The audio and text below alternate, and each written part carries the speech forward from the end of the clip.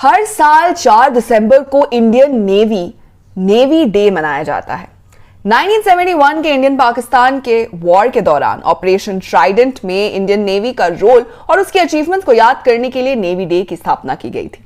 Indian navy को मनाने का यह डिसीजन में 1972 में सीनियर नेवी ऑफिसर कॉन्फ्रेंस में लिया गया।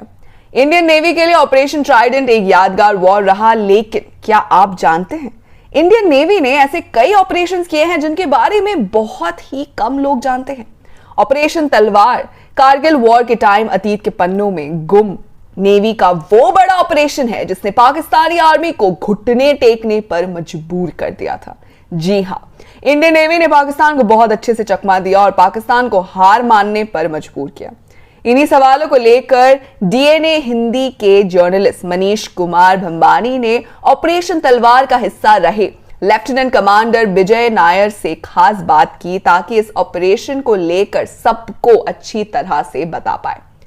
जब कभी भी भारतीय जवानों की बहादुरी की कहानियां सुनाई जाती है तो पूरे देशवासियों का सीना चौड़ा हो जाता है। जब बात हमारे देश, हमारी आर्मी, हमारे जवानों की आती है तब हर देशवासी जाग उठता है और बहुत ही गर्व महसूस करता है। भारतीय वॉरियर्स के कमेंडेबल बहादुरी और साहस की वजह से ही हमारे देश को कारगिल वॉर में जीत हासिल हुई। वैसे तो कारगिल की अपनी ही कई कहानियां हैं और हमने ना जाने कितनी कहानियां सुनी हैं और कुछ पर्दे पर देखी भी है, लेकिन एक कहानी जो अतीत के पन्नों में धुंधली या फिर कहीं खो गई वो थी नौसेना के ऑपरेशन तलवार की कहानी, जिसने पाकिस्तान को इतना डरा दिया कि वो फॉरेन गवर्नमेंट से मदद की गुजारिश लगाने लगा। साल 1999 का मई का महीना था जब कारगिल युद्ध शुरू हुआ। द्रास सेक्टर पर अपने इलाके को कब्जे में लेने के लिए भारतीय सेनाओं ने कई ऑपरेशंस की शुरुआत की। इन्हीं ऑपरेशंस में से एक था इंडियन नेवी का ऑपरेशन तलवार। इस ऑपरेशन तलवार ने पाकिस्तान को इतना नुकसान पहुंचाया कि पाकिस्तान डर गया और इंडियन नेवी के आगे अपने घुटने टेक दिया। मतलब कितने जोरदार तरीके से प्लानिंग की गई दुश्मन को अपने कब्जे में पकड़ने के लिए, ये आप समझ ही सकते हैं। जर्नलिस्ट लेफ्टिनेंट विजय नायर से जो दूसरा सवाल पूछा कि ऑपरेशन तलवार में आपकी भूमिका क्या रही, तो इस पर लेफ्टिनेंट विजय नायर बताते हैं कि साल 1999 में जब ये वॉर कारगिल में शुरू हुआ तो उस समय मैं नेवी के पास आउट था। हमारी शिप अटैचमेंट को 1 महीने के लिए रोक दिया गया और वॉरशिप में मुझे गुजरात में एक जगह है ओखा नाम की, वहां भेज दिया गया। मैं वॉरशिप पर सबसे यंग ऑफिसर था, अभी कमिश्नर बना था। जब तक हम कराची के पास नहीं पहुंचे मुझे अंदाजा भी नहीं था कि ये सब क्या हो रहा है, लेकिन फिर हम सबको ब्रीफ किया गया कि इंडियन फोर्सेस ने ये वॉर शुरू नहीं किया था, पर किसी भी कीमत पर हमें ये वॉर जीतना है और इसे खत्म करना है। उस वक्त थोड़ा डर तो लगा था और बीच बीच में परिवार की याद भी आ रही थी, लेकिन वॉरशिप पर इतनी सारी ड्रिल और वॉर का माहौल देखकर मैं चार्ज हो गया। उस टाइम 33 वॉरशिप कराची पोर्ट के सामने हमने लगा दी थी और कहा, आ जाओ, आज तुम्हारी धज्जियां उड़ा देंगे और इस बार को जीतेंगे भी। तुमने अपनी मौत को खुद न्योता दिया है, अब अंजाम देख लो। जब कारगिल वॉर चल रहा था उस टाइम कराची से ही पाकिस्तानियों के लिए जरूरी सामान भेजा जा रहा था, जैसे राशन, हथियार, मेडिकल एड, तेल और बाकी कुछ जरूरी चीजें। सबसे अच्छी बात यह थी कि हमने उस पोर्ट को पूरी तरह से घेर लिया। उसके बाद उनकी एक भी शिप बाहर नहीं निकल पाई और थोड़े दिनों में पाकिस्तानी सेना के पास लड़ने और जिंदा रहने का कोई भी सामान नहीं बचा। पर ऐसी हालात में भी पाकिस्तान चुप नहीं बैठा, उसने कुछ ना कुछ बंदोबस्त करने का प्लान बनाया और तब हमें पता चला कि पाकिस्तान अमेरिका के पास पहुंचा और उनसे कहा कि हमें बचा लो, वरना इंडियन आर्मी आज पाकिस्तान को कहीं का नहीं छोड़ेगा। फिर अमेरिका ने थोड़ा सोचकर इस मामले में पढ़ने का फैसला किया और शांति संदेश जैसी बातें करके समझाया कि दोनों देश न्यूक्लियर पावर है, ऐसा नहीं करना चाहिए। पर मैं आपको बता दूं कि यह शांति संदेश सब कुछ सिर्फ एक दिखावा था। असल बात यह थी कि पाकिस्तान के पास सिर्फ 5-6 दिन का ही खाने का सामान बचा था, इसीलिए उसने घुटने टेके, इसीलिए उन्होंने ये चाल चली। ऐसा कभी नहीं होता अगर भारतीय नेवी पाकिस्तान के सर पर आकर खड़ी ना होती। कराची और पाकिस्तान को हम सिर्फ एक किस में उड़ा सकते हैं, पर खैर वो परमिशन नहीं मिली, लेकिन बाकी जगह हमने कुछ चीजें तहस नहस जरूर की। लेफ्टिनेंट विजय नायर ने आगे बताया कि थिएटर कमांड कोई नई आइडिया या कॉन्सेप्ट नहीं है। थिएटर कमांड मतलब जॉइंट कमांड, जिसके under Indian army, Indian navy, air force आते हैं।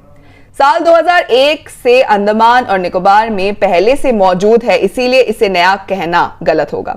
अभी देश में आर्मी और एयरफोर्स दोनों के पास अलग अलग 7 कमांड है और वही नेवी के पास 3 कमांड है। टोटल मिलाकर देश में 17 कमांड एक्टिव है। अगर थिएटर कमांड बनती है जो इससे कई फायदे होंगे। इससे तीनों सेनाओं के बीच बैलेंस बना रहेगा। वॉर के टाइम पर तीनों सेनाओं के बीच बैलेंस बनाए रखने के लिए यह कमांड काफी उपयोगी होगा। थिएटर कमांड की रणनीतियों के अनुसार दुश्मन पर करेक्ट वॉर करना आसान हो जाएगा। सेनाओं को एडवांस बनाने के लिए जल्दी फैसले हो सकेंगे। यही वजह है कि Indian army, Indian navy, air force को एक साथ लाकर इंटीग्रेटेड थिएटर कमांड बनाने की बात हो रही है। हालांकि कुछ ऑफिसर्स इसके अगेंस्ट भी है, क्योंकि अभी हर कमांड का चीफ अलग होता है। तो अगर थिएटर कमांड बना तो उससे उनका ओहदा थोड़ा कम जरूर हो जाएगा। खैर देखिए, अभी इस कमांड को लेकर चर्चा जारी है और जल्दी पता चलेगा कि आर्मी का फ्यूचर कैसा होगा। पर हमें पूरा यकीन है कि जो भी होगा अच्छा होगा, क्योंकि इंडियन नेवी ने प्रोग्रेस करने में कोई कसर नहीं छोड़ी है। अब लेफ्टिनेंट विजय से पूछा गया तीसरा सवाल दोस्तों ये था कि पिछले 7 दशकों में नेवी में कितना बदलाव आया। इस पर उन्होंने जवाब दिया, आप बदलाव की बात कर रहे हैं? तो मैं आपको बता दूं, जब आजादी के बाद इंडियन नेवी को बिल्ड किया गया, तब से लेकर आज तक की बात करें तो इंडियन नेवी काफी एडवांस हुई है। पहले हम हथियारों, ट्रेनिंग, वॉरशिप, एयरक्राफ्ट के लिए दूसरे देशों पर डिपेंड करते थे, क्योंकि हमारे पास इन चीजों की कमी थी। पर आज हालात पूरी तरह से बदल चुके हैं। आज हम खुद अपनी शिप बना रहे हैं, हमने खुद अपना एयरक्राफ्ट बनाया है। पहले ऐसा होता था कि हम फॉरेन कंट्रीज से उनके 20-25 साल तक इस्तेमाल किए हुए एयरक्राफ्ट लेते थे, फिर उसी को ठीक करके इस्तेमाल करते थे।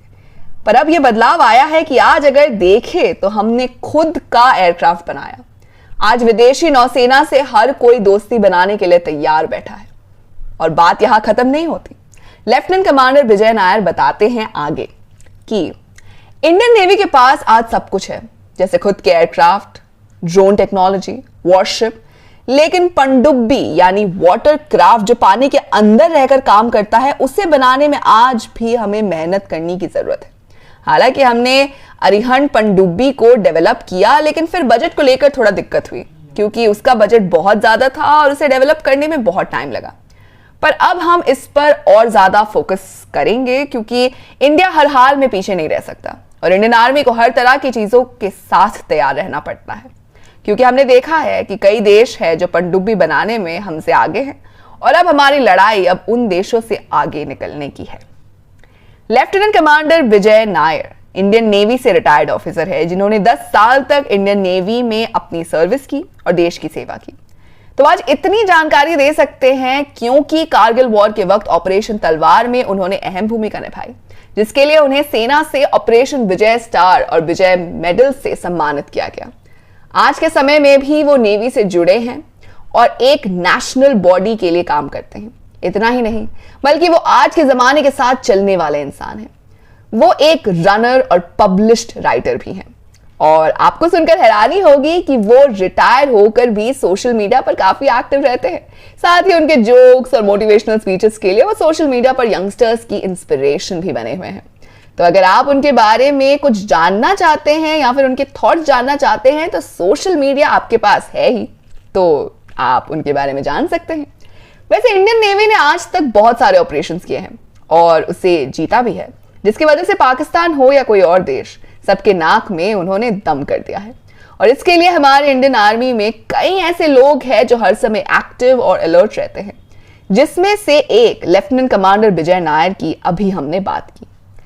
वैसे टाइगर श्रॉफ की आने वाली फिल्म रैम्बो ऐसे ऑपरेशंस हमें देखने को मिल सकती हैं, क्योंकि ये कैसे ऑपरेशंस हैं जिसने एक नहीं बल्कि कई देशों को हिला कर रख दिया। तो रैम्बो फिल्म में मेन किरदार निभाने वाले टाइगर श्रॉफ नेवी ऑफिसर बनकर ऑपरेशन को अंजाम देते हुए नजर आ सकते हैं, जिसे पर्दे पर देखना दिलचस्प रहेगा और टाइगर श्रॉफ की मार्शल आर्ट स्किल्स को इसमें अच्छे से इस्तेमाल किया जा सकता है, क्योंकि उन्होंने इससे पहले भी बागी जैसी फिल्मों में अपना जबरदस्त अंदाज जो दिखाया है। देखते हैं क्या होता है। वैसे इस फिल्म को सिद्धार्थ आनंद प्रोड्यूस करेंगे, ऐसा भी कहा जा रहा है। वैसे एक बात बताना तो भूल ही गए कि ये फिल्म साल 1982 हॉलीवुड क्लासिक फिल्म रैम्बो की एडाप्टेशन है, जिसमें हमें एक्टर सिल्वेस्टर स्टेलोन नजर आए थे। चलिए फिर इस वीडियो के बारे में आपकी राय बताइए कमेंट सेक्शन में, और अगर आपको पसंद आई हो तो इसे लाइक कीजिए, दोस्तों के साथ शेयर कीजिए, और फिल्मी दुनिया से जुड़े रहने के लिए सब्सक्राइब कीजिए हमारे चैनल बॉलीग्राड स्टूडियोज को।